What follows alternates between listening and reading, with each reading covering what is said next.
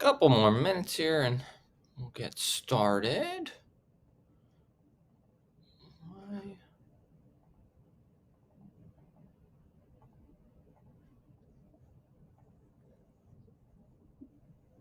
Oh.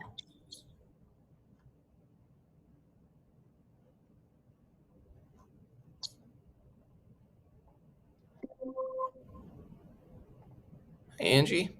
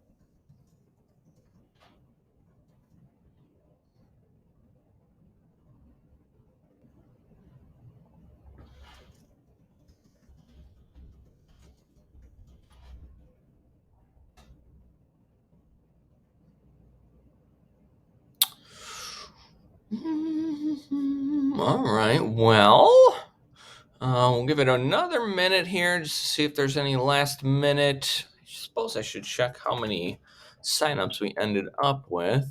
Looks like we're maybe a few shy, but don't want to leave anyone out either. I guess it will be recorded, so anyone that does miss it can always watch later.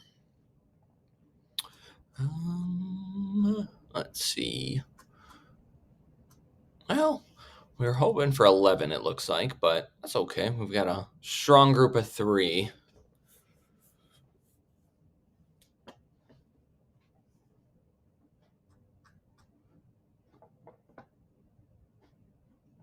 All right. Well, I guess unless anyone's opposed to me getting started, rather, we can go ahead and do that.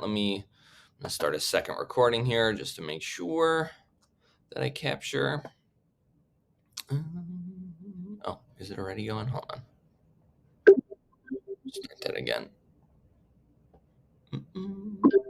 Okay. All right. Well, thank you all for coming out today. Hopefully, you're excited to learn a little bit about our tool, Read&Write. Before we get to that, though, I know we've got a little bit of housekeeping I need to make sure we cover. I guess first and foremost, if you can't hear me, I guess maybe use the little button to raise your hand or type in chat. Google does have closed captioning. You can turn that on at the bottom. You'll see a little circle with a CC in there. My presentation is up on the Shed website, so you can grab it from there, or you can use the QR code that's on screen now or that bit.ly link as well. Oh, we got Carol. Thanks, Carol, for joining us. If you have questions at all during the session, feel free to raise your hand. There aren't that many of us, so we probably can have you open up your mics. Otherwise, you can certainly just type in chat as well. You can also send questions to Shed, it looks like, through the link down below here as well. Here are the CEUs you'll receive for attending today. And you'll want to make sure, so I guess you can follow these directions here. Sorry, I'm not all that intimately familiar with how you actually go about claiming those, but hopefully that's helpful. And at the end of today's session, you'll have an email link to complete the attendance feedback form. There's also some door prizes, so you want to be sure you fill that out today. You only have about 24 hours to complete that. And then once you complete the form, non-BCS employees will receive a certificate. I won't receive one. I am Nick Poulakidas. I'm an account manager here at TextHelp. I've been supporting Buncombe now for just over a year. Transferred over to, I was previously working mostly with Midwest districts, and then more recently got shifted to the U.S. Southeast. And yeah, so far things have been going really well. And yeah, I'm excited for you all to be here to learn a little bit more about us and our tools, namely Read and Write, but we'll also touch on another tool that just comes with Read and Write called Orbit Note today. Oh, what's happening here? In terms of the North Carolina digital learning competencies that I believe this session will apply to is design technology, helping enrich student experiences that encourage all students to pursue their individual interests, preferences, and differences, and also identify, evaluate, and utilize appropriate digital tools. Today we'll be talking all about digital tools, so that felt especially apropos, and hopefully you can find ways to leverage this tool within your own classroom to help assist students and maybe even yourself. There's some really nice productivity tools in here that I think, even teachers, parents, and really anyone can find benefit in. Before we really get started, though, I had a couple of questions I wanted you all to try to help me out with. Hi, Beth. Thanks for joining us this morning. I'm going to go ahead and launch these polls. It's going to be kind of two back to back. You should be able to find this by at the bottom of your Google Meet. You'll see a little triangle, square, and circle. It'll be in the bottom right-hand corner. If you click on that, you should be able to see these polls.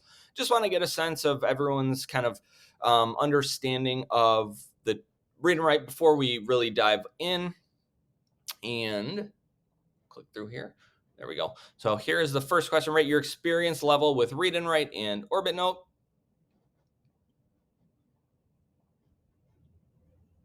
So we've got a Read and intermediates.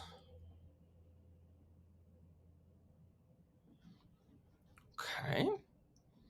So a couple beginners, couple middle. All right, excellent. All right, so nice little mix here. So hopefully we don't go too fast on anything. If I ever am moving too quickly, feel free to, say something in chat. I'll be watching there as well. I can always go back and try to answer a question if anything was unclear.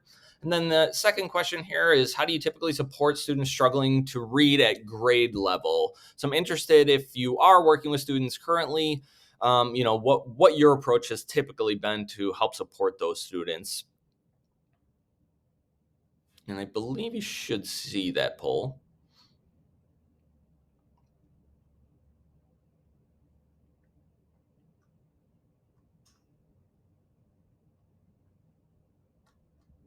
Oh, maybe I have to end the first one. Let's try that.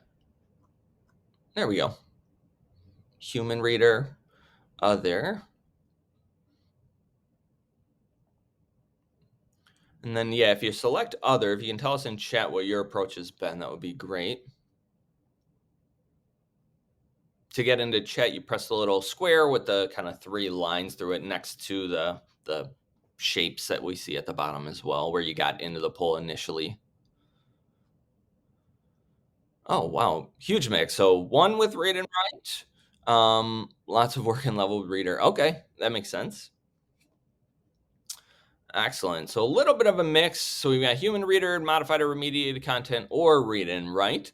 So hopefully today I can at least give you some encouraging ways to use Read and Write and help develop student independence. I think one of the reasons districts at large are really trying to embrace tools like Read and Write are to provide students more independence. It can be really tough and resource intensive to have a human reader always available for a student, or making sure that the digital content they have comes equipped with, some pre-made human reader. Hopefully today we're able to kind of bridge that a little bit and at least spark some interest in you, being able to try this out on your own and try it with some students. So before I really dive into Read and Write, I do like to provide a little bit of context of why we are seeing districts embrace tools like Read and Write as a more UDL approach, a more universal design for learning and providing it to all students. Now, You don't necessarily have to go that route. It may be you just have a select number of students to help, and that's still a great starting spot too.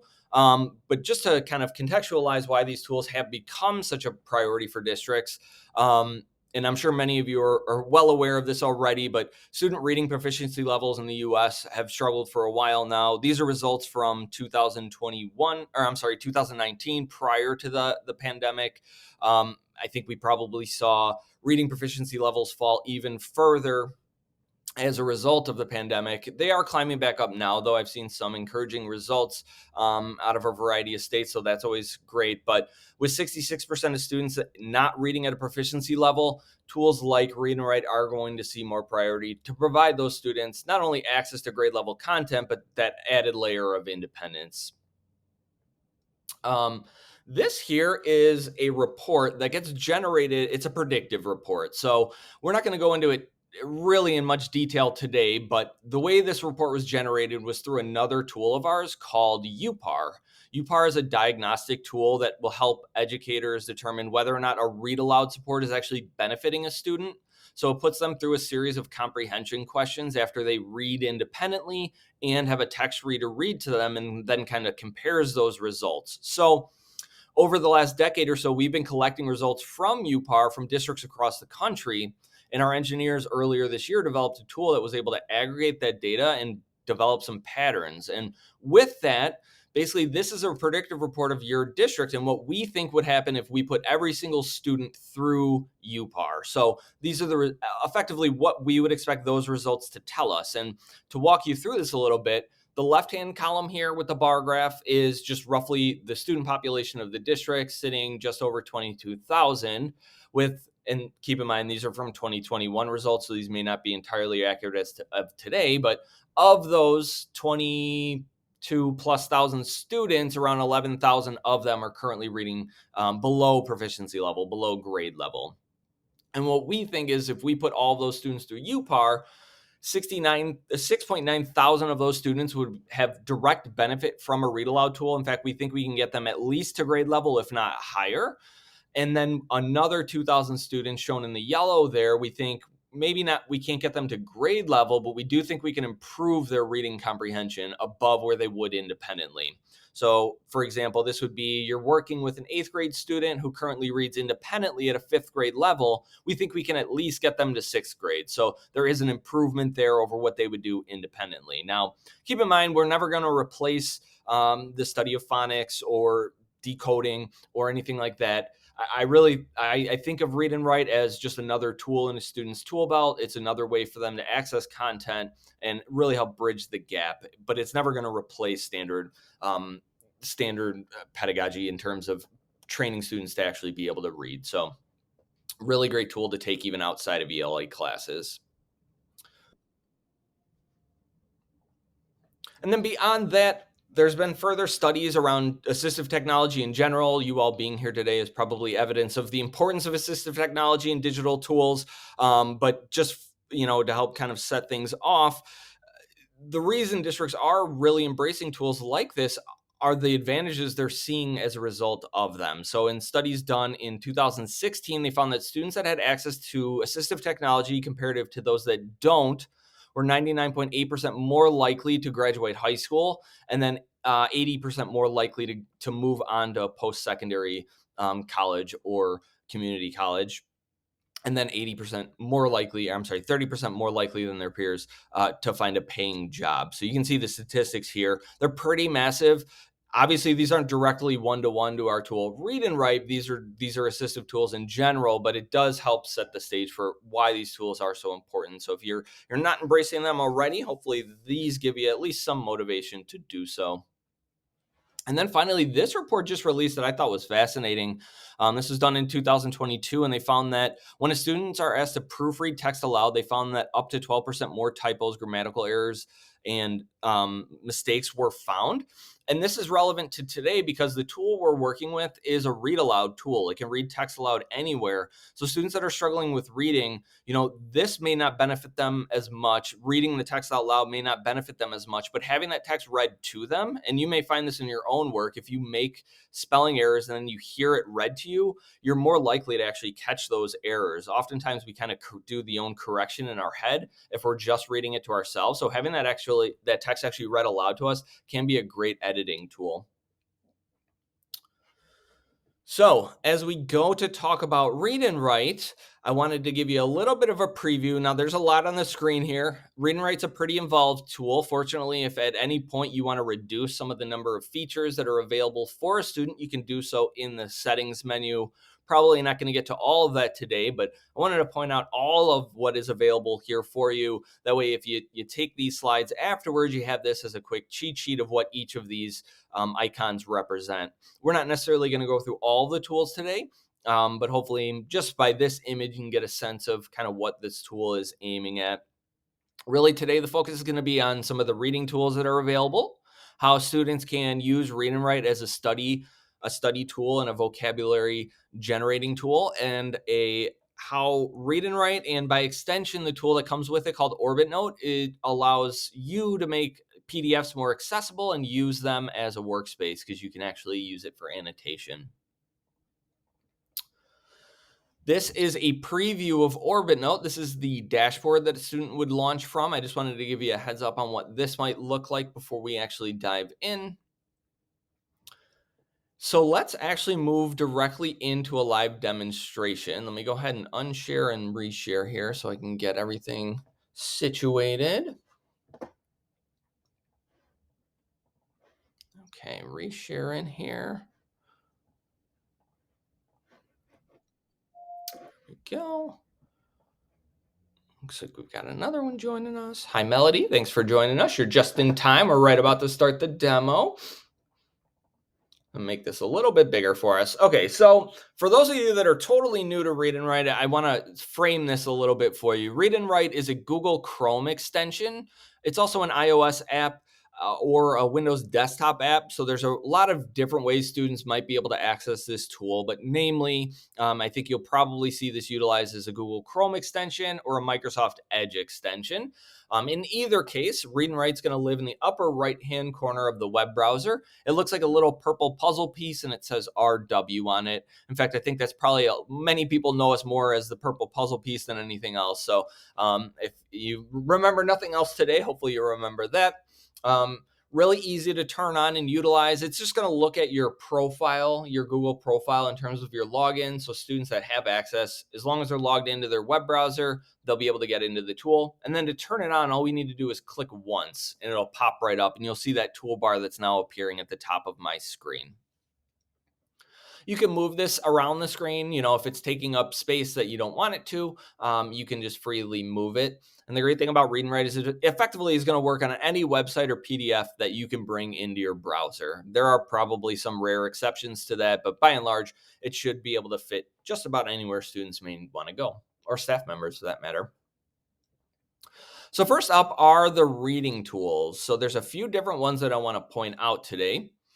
We touched on it a little bit before, and that's the read aloud tool. And there's two different ways students can utilize that. We have our hover speak tool, which is this one here. It looks like a little speech bubble with an arrow pointing to it. When I turn that on, it's enabled when it's purple. And then all I need to do is take my mouse and hover over a body of text. And wherever I want it to start is where I place my mouse. So I'm just going to start it right at the beginning of the stanza here.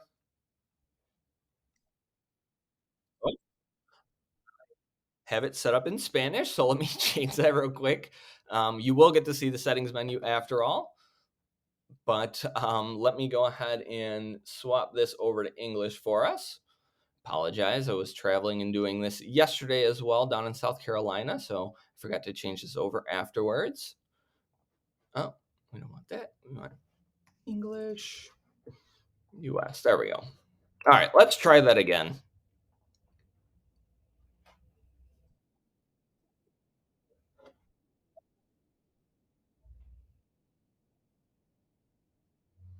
So I'll go ahead and stop it there.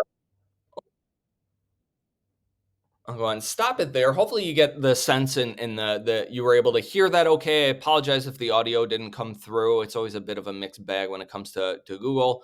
The other thing you hopefully took note of while I was in that settings menu were all the different voices you can choose from. Now, I obviously have the female voice here, but you can effectively choose from a wide range of different options to make sure it fits the student's preferences. Now, I mentioned there's an alternative version to the read aloud tool, and that is using just the standard play button. And the way I recommend using that version of the read aloud tool is just highlighting the first word or sentence that you want to have it start from. So I'll just start midway through here and we'll just press play and we'll see it go from here.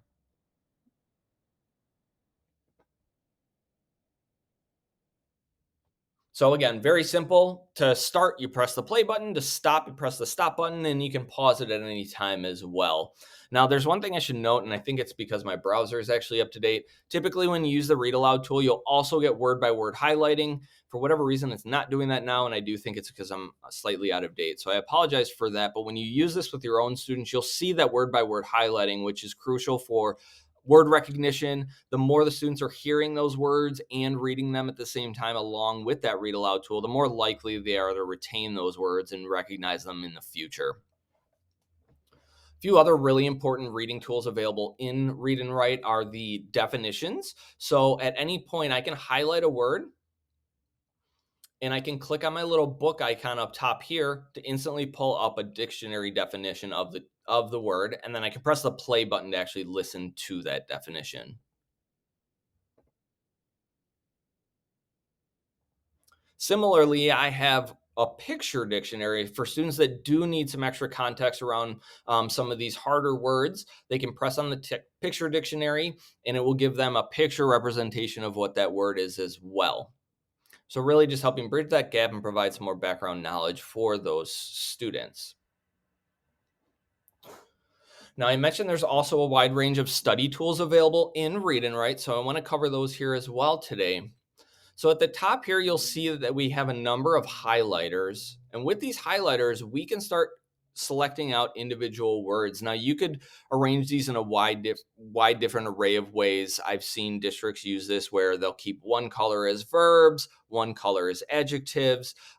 Maybe you use it as a main idea and supporting ideas. There's a lot of different ways that you can use these highlighters. But let's just go ahead and grab a couple here.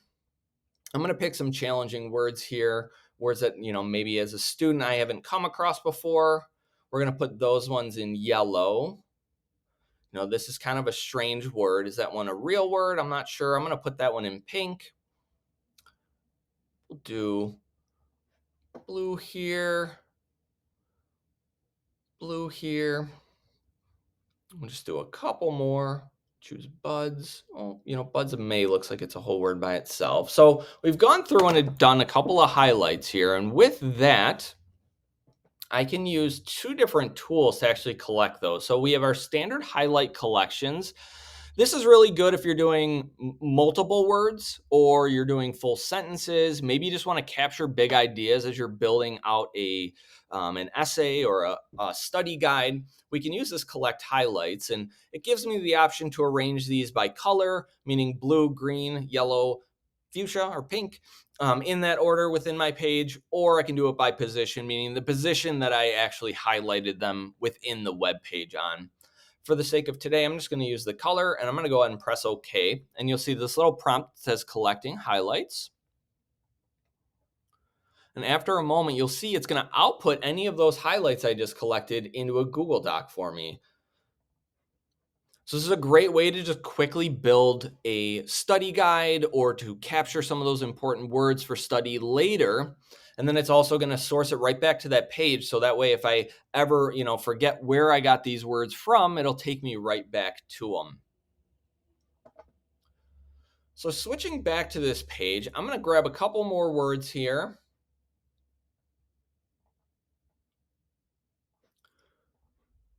And again, you'll see each time I'm highlighting the word and then selecting the highlighter up top when I want to actually highlight it. Okay, I think we've got enough here. So the other version of the collection is my favorite tool of probably the whole toolbar, and that's our vocabulary list. So when I hit this, you'll see that same prompt comes up. I'm going to press OK. And then after a moment, it's going to load up a Google Doc for me again.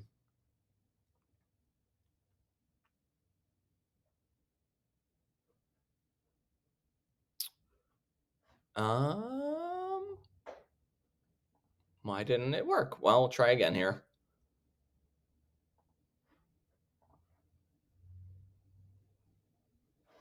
Just not wanting to go for me. Oh, there we are. All right, so after about 15 seconds, should normally not take very long, what you'll see is it's going to take all those words that we just captured and then output this really great vocabulary list. And then in here, you'll see it's got the word itself, the definition, some symbols representative of the word if we can, and then it also gives you a blank field. And this is a great way, for students to add their own notes. But as a teacher, I can very simply go, please use the word in a sentence. And now we just have a quick and easy vocab lesson that we can use with the students, or a vocab quiz, essentially. Being able to quickly throw this together and capture these words just going to make it so much easier for students as they're doing their studying. And if you are working with students that are struggling to read, they can always engage with the other tools that we've talked about, the Read Aloud tool and any of the other tools that are available on the toolbar within the Google Doc.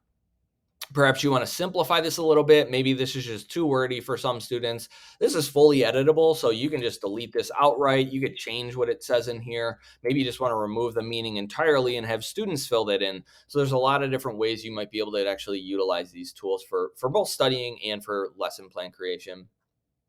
I'm going to scroll down just so you can kind of see the rest of these here. You see gross I had a little trouble with. That's what I get for using Shakespeare, I suppose. Okay, before I move on, just because I have covered quite a bit so far, does anyone have questions? I better pull up lots of word work and leveled reader. Oh, that was from before. If anyone has any questions, feel free to drop those in chat now. Looks like I made a little spelling error there. Okay, one final tool that I wanted to share with you all, just because I use this one so frequently. Let me go ahead and unshare real quick here and try this again. Here.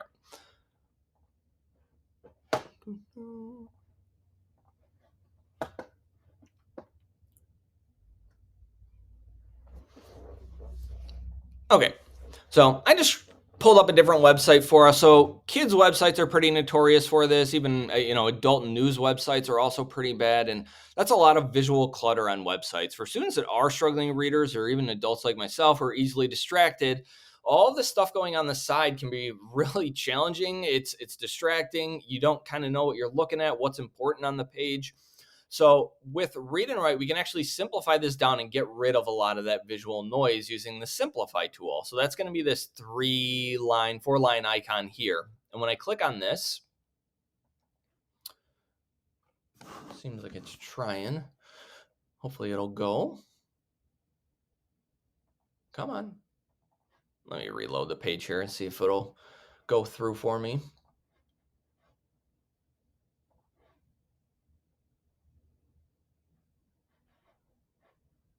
Simplify. There we go.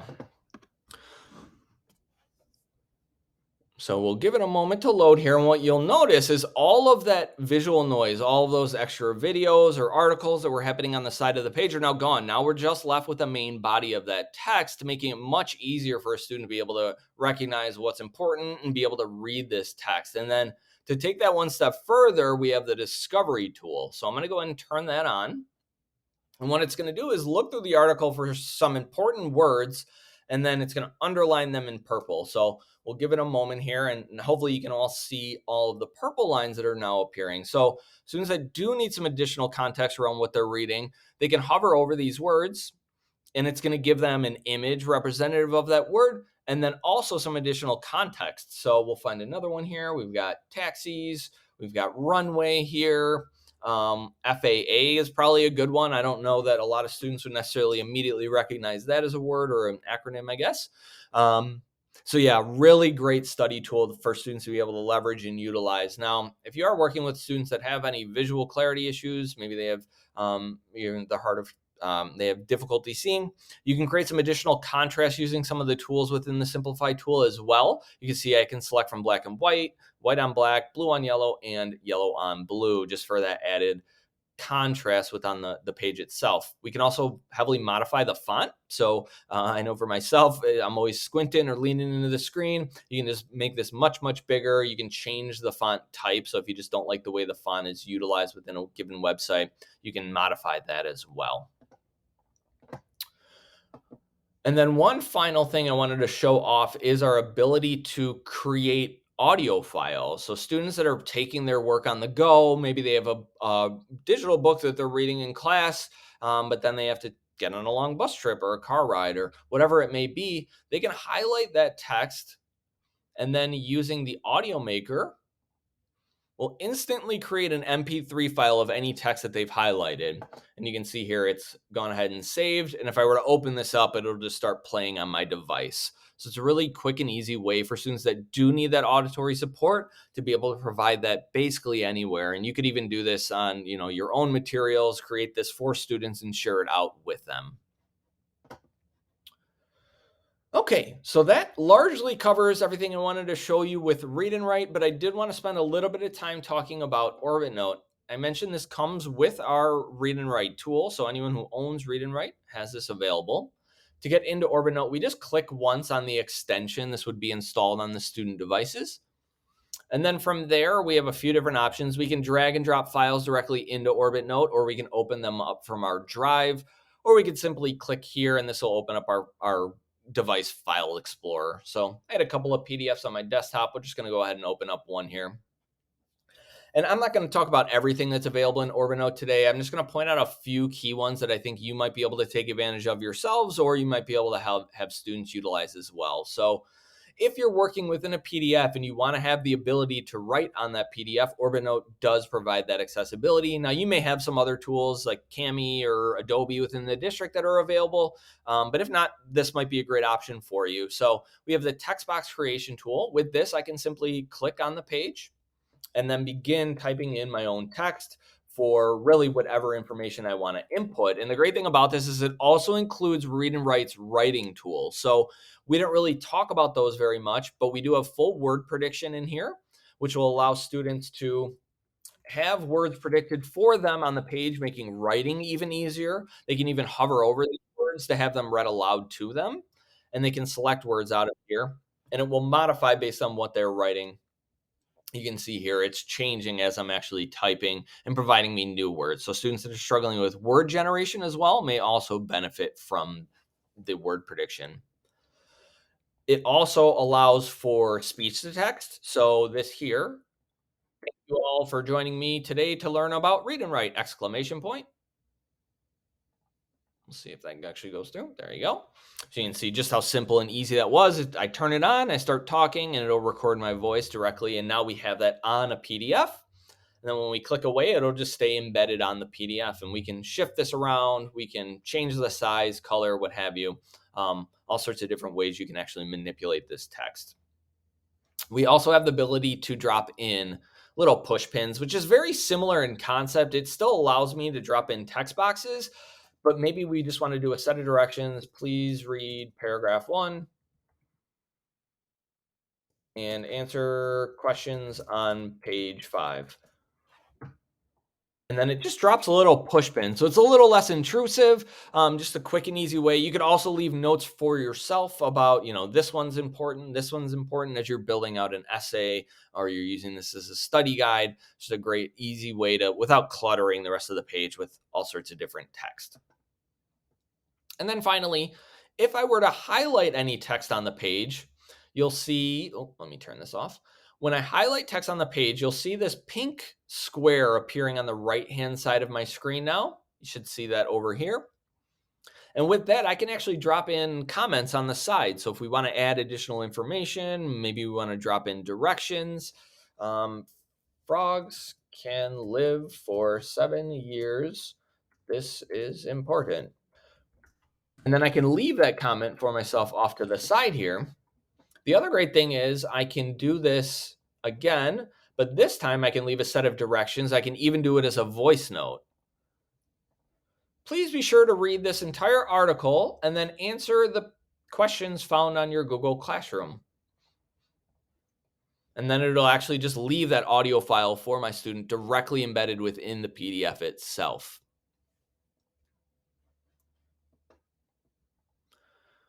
Okay, so that largely wraps up the tools I actually wanted to show you today. Does anyone have any questions about anything we touched on so far?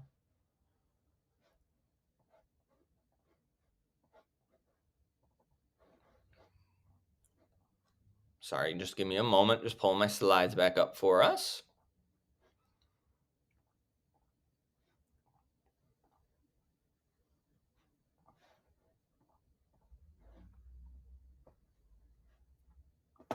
All right, there we go. Oh, thank you. Thank you, Holly. Okay, so I want to talk next steps with you all. It's not usually it's not enough for me just to tell you what the tools are. I just want to give you some ideas to think about. These are certainly not mandatory, not that I could make you do them anyway.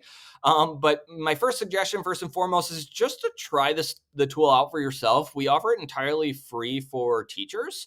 So this link here that I have shown on the page, and I should have created a QR code for you all. I apologize for that. And I'll actually drop it in chat just so you have it as well. But if you download my slides, you'll be able to click on this URL as well. But let me, free for teacher read and write. You can also just Google it. Free for teacher read and write will take you right there. I'll take you to the text help website.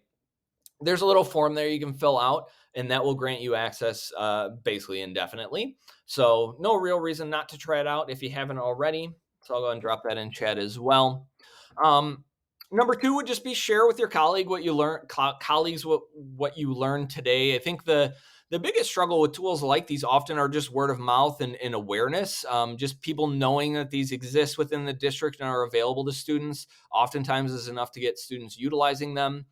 So yeah, if you have any colleagues, coworkers, maybe you work with other districts, just talk with people about them, what they're using. I don't necessarily care if you use Read and Write or some other tool, but if you can find ways to help students with digital tools like Read and Write, all the better. For my sake, I hope you use Read and Write, but really any of the tools available out there, I encourage you to at least try. If you found today was a bit rushed, obviously we didn't even come close to touching on every tool that's available within Read and Write. We have a lot of great resources at our academy. So you can find that by just Googling Text Help Academy. You can click on the link here. But effectively, we have full training courses for all of our tools. So we are mainly focused on our literacy tools today. We also have math and STEM tools, writing tools, a wide range of options to choose from. So if Read and Write's not your thing, maybe check out some of our other tools. But most importantly, you can use that as a training course. There's actually a full certification program if you want a little badge for your email address, or your emails rather, your email signature.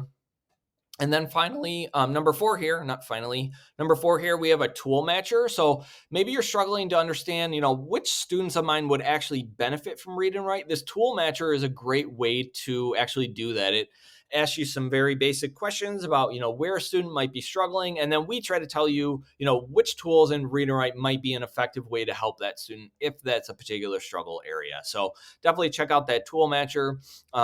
Pretty easy to work through in about 5 minutes or so if you're relatively familiar with the student.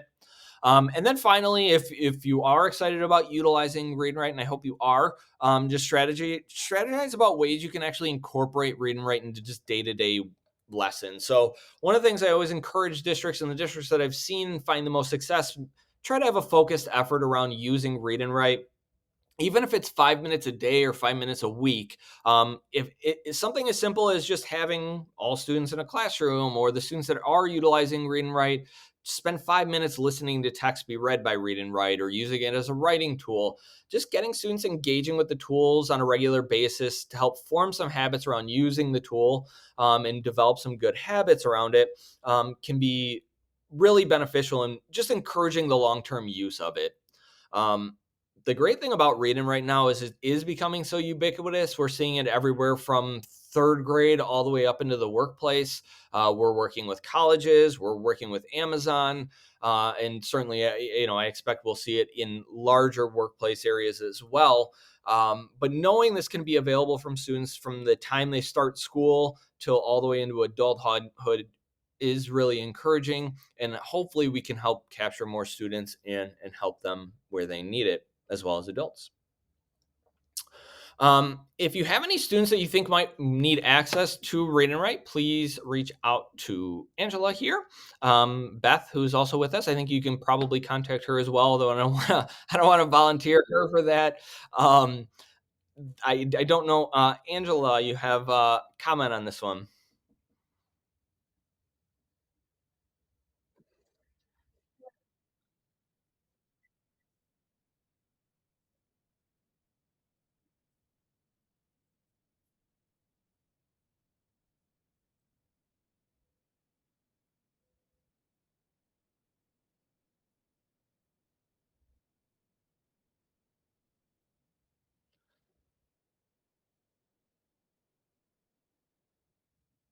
Perfect. And we're almost done here. A couple other just resources. If you want some extra training, you really want to deep dive into Read and Write. We have a back to school webinar series running across all of our tools. Started at the end of July, and I believe it's running through the first couple of weeks of September. So if you want another live session, we have them available at this link here. You can also just Google search Text Help Back to School, and you'll find it. We talked about these other two links already, so I don't need to belabor those necessarily. And then a final poll here I'm going to run just to kind of get your thoughts as you're leaving here. I'll go ahead and launch that now, if you don't mind, kind of dropping in your thoughts after today. Would you like to see more training around Read and Write or Orbit Note? Maybe you feel like you're ready to get started. Maybe you want to try it out yourself, or maybe you have some other thoughts. And if you're in an other category, feel free to drop that in chat for us. Great. Someone's going to try it. That was encouraging. Oh, did it end? No, I don't think so. Holly, I think you should be able to see it if you click on it's a triangle, square, and a circle in the bottom right-hand corner of the Google Meet session. I think you should be able to find it in there. One of the polls has ended, but the one I just started should still be live. Excellent. Thank you, Betty. Hopefully you're all able to grab that poll. If there are any questions, feel free to, again, drop those in chat for me. I've been Nick Poulakidas. I want to encourage you all, if you have any questions, Angie is going to be a great help, as well as Beth, but I'm also here. Feel free to reach out to me anytime. You can give me a call, send me an email. I'm always happy to help new folks get started or just answer questions about Read and Write or any of our tools. Special thank you to all the sponsors that helped put this event together. Thank you to the AT team that invited me to take part in this. I really appreciate getting out to actually talk with folks about our tools. It's usually a lot of one-on-one sessions, so being able to get in front of more teachers and parents and whomever is able to attend these is always great. I guess a reminder here on the feedback, please be sure to fill out your forms within 24 hours and make sure you get your CEUs. And I think that does it for today. I thought I had one more slide here, but maybe not. So we'll call it there. Thank you all so much. I guess we're a little bit early, so if anyone does have any questions, feel free to hang around. I'm certainly happy to answer more questions, or if you want to see anything else within Reader, I'm happy to show you that as well. Thank you, Beth. I'm going to go ahead and stop the recording too.